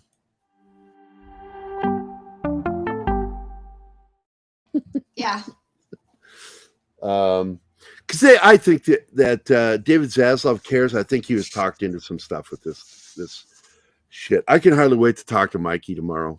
I really looking forward to tomorrow's show with Keith. Let me remember, he's going to be talking about it's part 1 of his best TV and streaming shows. And it's going to be House of the Dragon, Peacemaker, and The Old Man tomorrow. So that's tomorrow's show. You're going to be joining on that too. You're going to be co-host on that, right, John? Yep, sure am. Very good, very good. And then Friday, tomorrow afternoon, we will have Mikey Sutton to talk about things and to help us celebrate our 5,000th sub. YouTube opened the gates again. They're weird. They are fucking weird. And by the way, Danny brought up something. I went and checked, and they really were doing some weird shit with our fucking monetizing. And I'm just done. I'm not monetizing anymore. I mean, Danny's welcome to on his shows. I'm not going to monetize with them anymore. We won't need it once we're on the radio with all our shows. I'm not going to. I don't want YouTube restricting what I say when I drop a fuck bomb. I'm going to talk the way I talk. Yeah. I love you. You're so awesome. I love you too. Oh my God, my sugar levels. Martin is getting diabetes, all of us. Get a room. And by the way, is Danny here? Because I wanted to ask him about Dork Side of the Ring on Sunday. Because I think he's going to be talking about the incident that took place this week with one of the female wrestlers that got fired from the WWE for doing sexy videos or some shit. Is that what they're talking about? The what? Which is weird because they had the divas back in the day were all in Playboy. Yeah, I know. But you know who I'm talking about, right, John? Yeah, I'm kind of familiar. I'm not 100% sure who she is exactly, but I know she was one of the wrestlers there. I think she was in NXT if I'm not mistaken. Yeah, I'm looking to see what her name is. Sasha Banks. Sasha Banks was fired. Sasha Banks? Sasha Banks left with some other girl when they weren't getting the main event status stuff. She was fired. Those are the exact words in the articles. That Sasha Banks fired from WWE after walking out. But the incident was over her account on some website where they can do sexy stuff. No, it's Mandy Rose. Mandy Rose is the one that got released because of the nudity. That's it. Mandy Rose. That's it. Yeah. The Sasha Banks incident was like last year. Here it is. Mandy Rose. Well, this is what happens when I have to look shit up and you guys don't have the information for me. Jeebus had it in chat minutes ago. Well, if you knew that, you could have pointed that out to me, baby. You know? I just came back from another browser. Yeah. So, yeah, it's Mandy Rose fired. Let me go look this up. Fired. Yeah, Mandy Rose reportedly fired from WWE for posting adult content online. Well, that's because a stupid thing to do anyway. I personally don't care. I got to be honest with you. I Firemen have to go find those photos for research purposes. Hold on, let me see. I'll tell you right now. I'll tell you if it's worth the search. Images. Nothing. You get it's behind a paywall. That's why. Yeah, nothing worth looking for right now. You got to go to the paywall or find one of those websites that doesn't care and breaks the law and post them. Now, Anima is going to have nightmares of a spider in Gary's back door. I told him he doesn't have the power to give me nightmares. Hold on. You posted in the PCM group? Let me go check and see. Monkey said he posted it there in our group. Yep. He posted all right. Listen. Why am I going over to what he posted? That got her fired? Are you? She really does have a nice bottom, but she's doing the classic. Gerry goes straight for the back door. It's not the number one thing with me, but I do like a good bottom. She put her wet hair over her nipples, and there's a slight nipple slip on the one boob. Whoop these shit. You have an issue in the US being scared of nipples. It's so stupid. Okay, now we do see the airstrip showing. There's a little bit of the airstrip showing. A little bit. If you don't know what the airstrip is, it's the little bit of fuzz that a woman leaves right at the very top. Yeah, but you have to assume to yeah, these are not fireable images. This is the woke aspect of the WWE. This is my problem with why I stopped watching wrestling. Because of this is a problem? Fuck off. Yeah, these are tame pictures. Very tame. I mean, iCarly's little buddy, female buddy, did racier photos than that. The blonde. I can't think of her name. She was actually the best actor on that show, next to the brother. Hi, Carly. I don't know. I didn't watch that. I'm a dad. I fucking watch stuff with my kid. It's also, by the way, I will tell you, iCarly introduced me to spaghetti tacos. God damn. It's fucking awesome. I've never seen that show. Don't say that down here. You will be chased and crucified. K spaghetti tacos?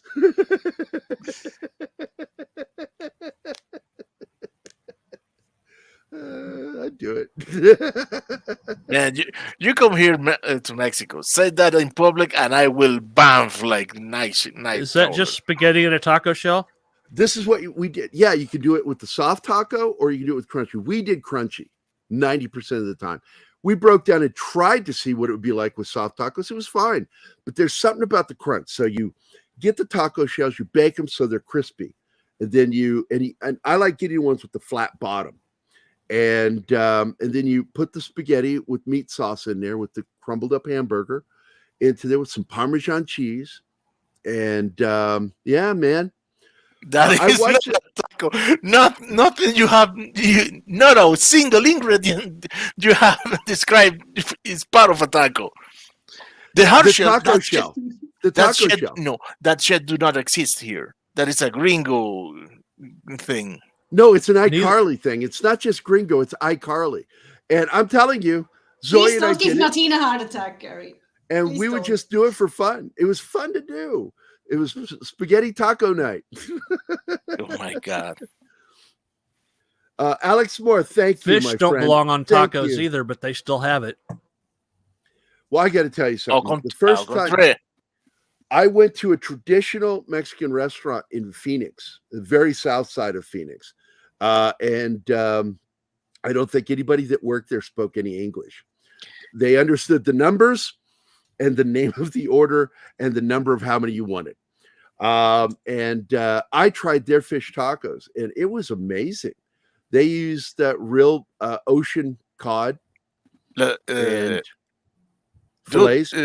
Fish tacos are real. Yeah, they are. There's- My brother-in-law Jose used to make them, and he made them the way they made them where he's from, because he was near the Baja coast of Mexico, where he's from. And they have a come from lot there. of seafood. Yeah. And octopi and calamari, everything. Oh, hell yeah.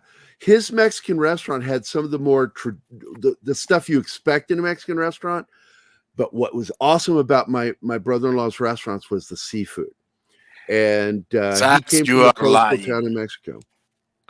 Gerry didn't say that. In fact, he Fat said the opposite. bottom. I said the opposite. Shut up, Zach, you son of a bitch. I love Kyle. He knows I love him. Oh my God, he was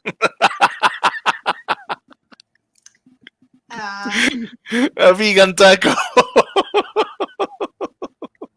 How about no? No. Yeah, I'm a vegetarian, and I see that, and I'm like, no. What I would actually, if I made vegetarian ones, I would have everything on there.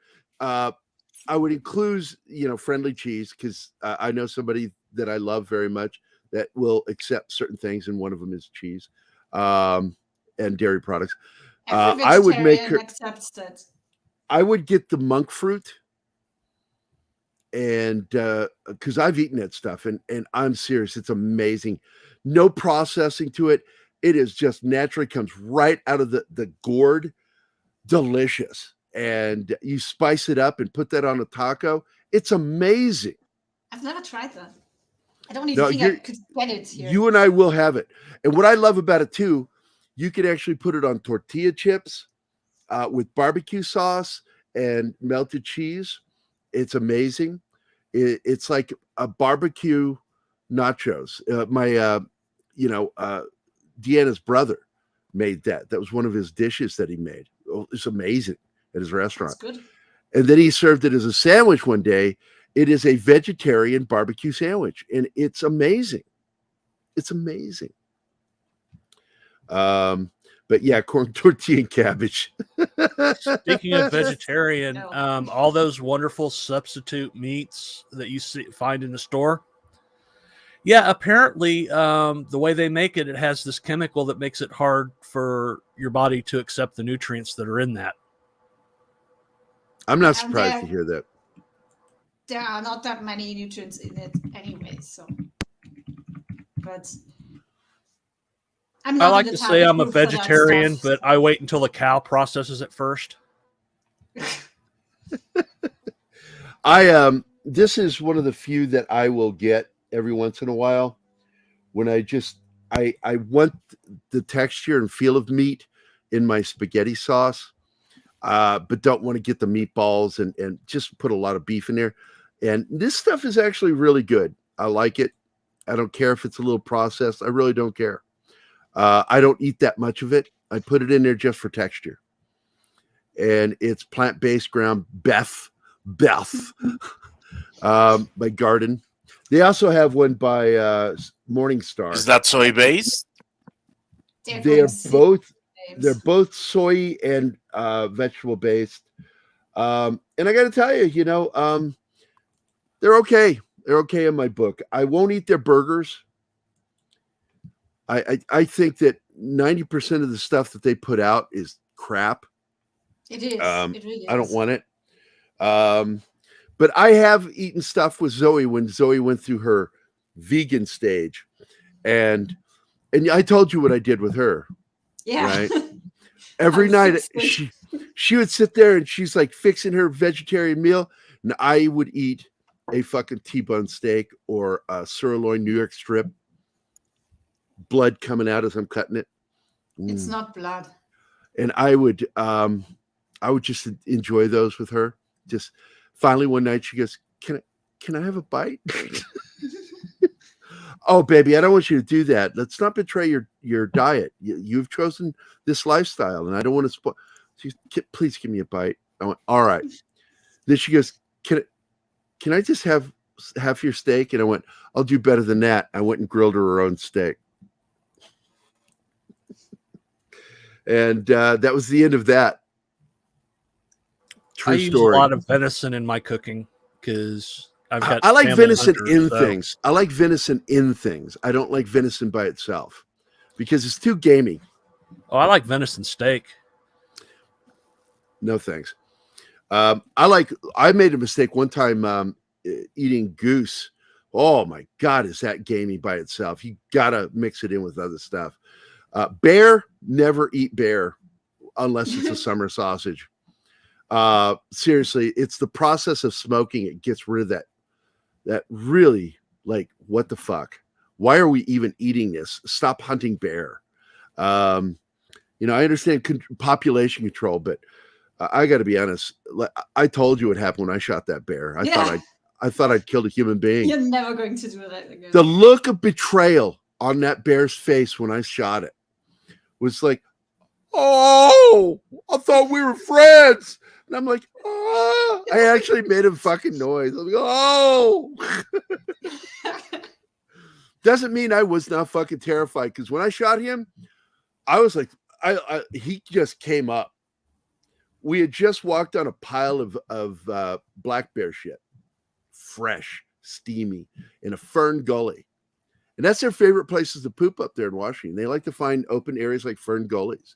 They'll go in there and they'll poop like crazy. That's why the fern gullies are so rich, because there's so much fucking deer and bear shit there that's fertilizing. You didn't step on any fairies there, did you? Oh. I'm not going to do it. I'm not going to do it. I was going to make a joke. But that bear just sort of like caught me off guard, and I stepped back, and I was already loaded. I had a 12 gauge slug, and I nailed him right in the chest, center mass. And he had that look on his face. I can't even describe it to you, man. I felt like I shot a human being. And I told I'm not going to say his name, because apparently this guy's in prison now for sexual assault. So his dad was the sheriff of Snohomish County, and he's in prison. Weird. Anyway, so we took the bear back, and I felt like shit the whole day. I really did. I felt horrible. But I got to tell you, the next day, well, 3 days later, we went back and we got our first smoked sausage from it. And I carved into it with a knife and Fuck you, sucks. like, holy crap, man. It was so good.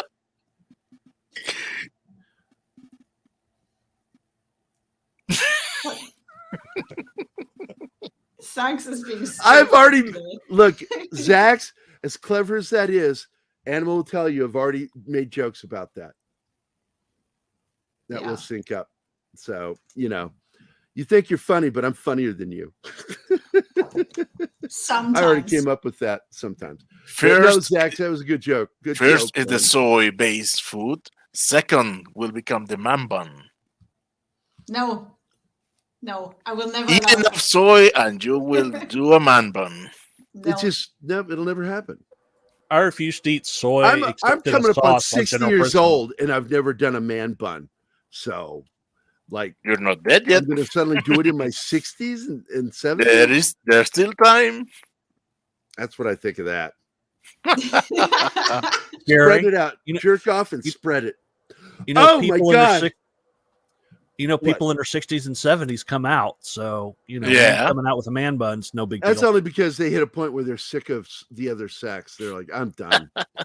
Seriously, I think there are a lot of older people coming out as gay because of being in bad relationships for too long, and sometimes abusive relationships, and they're driven to the other side.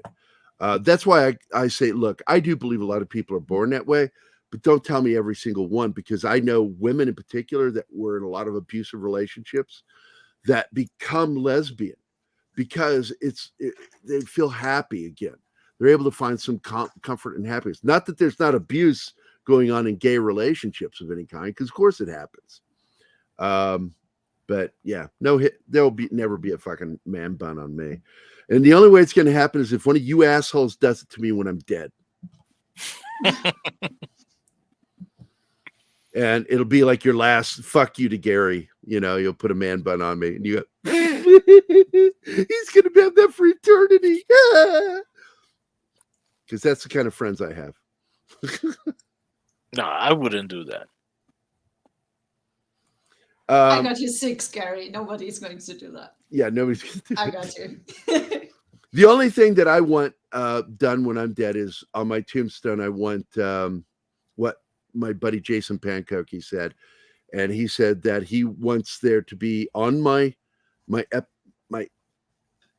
epitaph should read, Gerry was a kind and loving bastard. And I'm like, yeah, that's me. Yeah, lots of things, 6. We're down to the last few minutes here. I did not think you'd get through all those episodes so quickly. You did, man. Good job. Yeah, My favorite I moments rushed of the it. show. I rushed it so he has time, and then he was done in an hour. I'm Yeah, sorry. Here's the best part of it. You were Here's the efficient. best part of it was those moments where he had brain farts and he would go, and that's when they went into you would just drift. You would Tokyo drift a thought. Just like you're like, what was I going next? I'm trying to help with that, but I always feel like interrupting. Yeah, it's never. terrible. Just let John go. I'm going to let him go. Let him drift. He'll get where he's going. He'll get there. Right, John? Take your I have time. every time so far. Okay. Hey, I have to mute myself, so I know. it takes a second. I know. So we're here at the end of the show. I want to thank everybody for being here. What a fun show. It was a fun episode. And I know everybody was really looking forward to me losing my shit, but I already did. It happened almost 2 weeks ago. Mikey Sutton started telling me what was coming. And, Phrasing. Phrasing. He warned me, but he warned me in a way there was no preparation. There was no preparation for it. Please, Mikey, don't ever do that again. I yelled at him on last Friday about it. I'm like, dude, man, don't fucking do that to me in the middle of the fucking night. Fucking say shit like that to me. It's like, that's it. It's over. That's it. I'm like, what? What's over? It freaked me out. No, so please, never again. No more Henry Cavill. No more Momoa. No more Gal Gadot. No, and no more Ben Affleck. It's over. And I'm like, what? What? And poor Anima had to watch me like fucking meltdown at like middle of the night. I'm like, I'm gonna have a heart attack. What is that? Hold on a second. What did he say?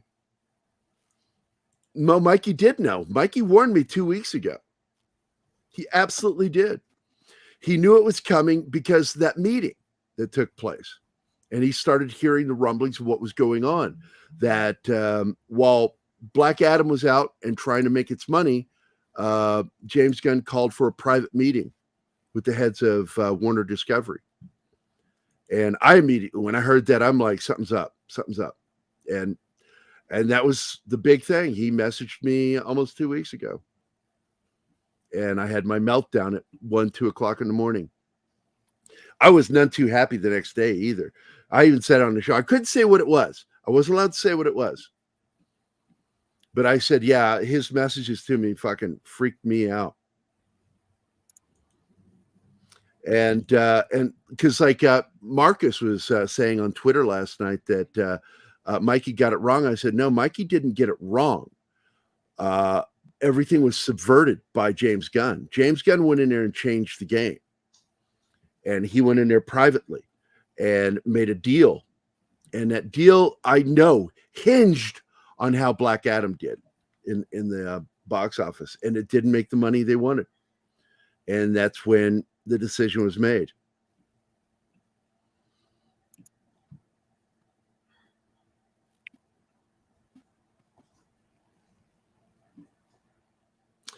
I'm just telling you, Anima witnessed it, Six. She watched it.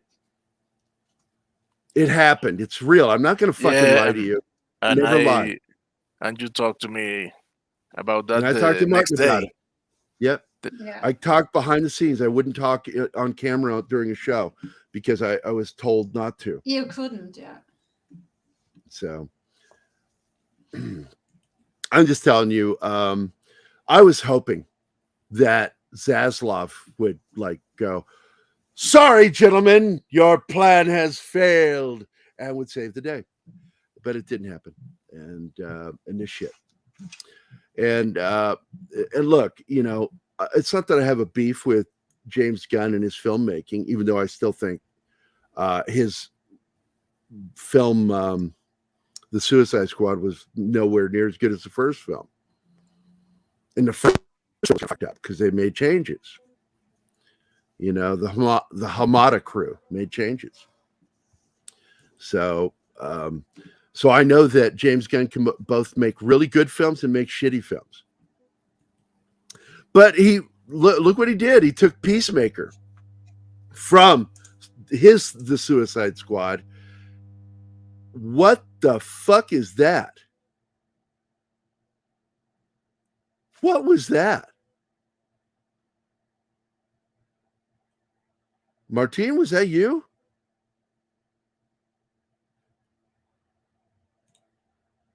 What was what? A big loud hum happened. And it like really threw me. It was loud, like electrical hum. Wasn't me. I was muted. Six, I'm not saying that he didn't say that in the article. I'm saying he told me this was happening 2 weeks ago. And if it weren't for the fact that I can't share the chat because too much private stuff is said there, I have two witnesses, Six and Martine. Yeah, Anima and Six, Martine. Yeah, sorry, Anima and Martine. I don't know why he didn't. I got to be honest with you. We got him on tomorrow, Six. Hammer him about it. Get in the chat and ask. Well, tomorrow he may be hammering him tomorrow. He may be protecting a source. That could be it. You know, I don't know. I'm going to bring it up tomorrow. I will bring it up. because I joked about it last Friday. On last Friday's show when he was on, I'm like, don't do that. Don't fucking do that at 1, 2 o'clock in the morning, man. I couldn't sleep. Just don't ever do it, please. When the warnings cause the shock. Yeah, I have no idea, Six, why he didn't make any claim. He will be on the show tomorrow, and I'm going to ask him. I will flat out ask him, but don't feel... If you want to be on the show tomorrow, and I hope you jump in because it's our celebration, 6, 5,000 subs. Come on. I want all my friends on there.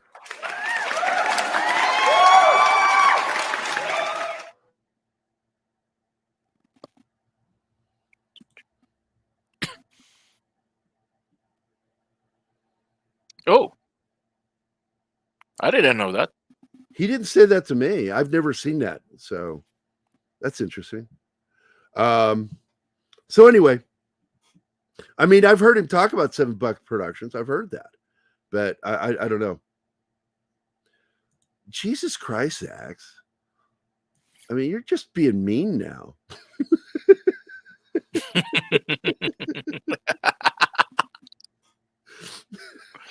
What movie?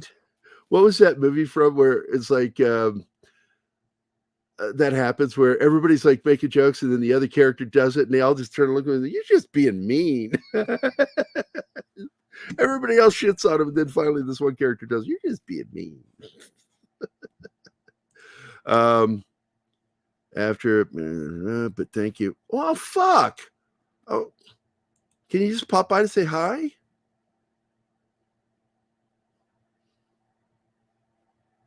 Oh, he said it in the chat. I don't read the chat very much when I'm talking to a guest. Yeah, I missed that, dude. I totally missed that.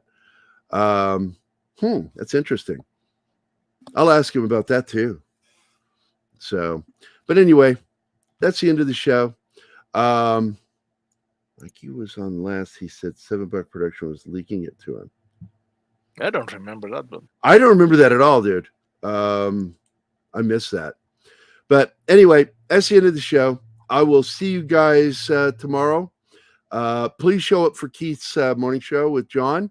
They're going to be talking about House of the Dragon, Peacemaker, the old man, and it might talk about other things because this is part 1 of his best new shows of 2022, streaming and television. So I'm sure it'll be a good one. And then I'll see you guys tomorrow afternoon for the celebration and for Mikey Sutton. Everybody have a great Thursday, man. Love you guys. I appreciate all y'all dropping in. I love your shitting on me. Don't ever think I take that shit personally. I love it. I love how you guys just shit all over me in the chat. You guys are great. Anyway, have a great fucking day. All right, go away now. Hey guys, thanks for watching Pop Culture Minefield. If you've enjoyed the show, please make sure to like, subscribe, and don't forget to click the bell icon for updates on our shows and channel. Also, please leave a comment, and we'd like to know what you thought of the episode, as well as letting us know if there's something you'd like us to cover in a future episode. Don't forget that you can become a member of Pop Culture Minefield now. Make sure to visit our membership page and merch store at popcultureminefield.com. You can always find Pop Culture Minefield on Twitter, Facebook, Instagram, YouTube, and Twitch.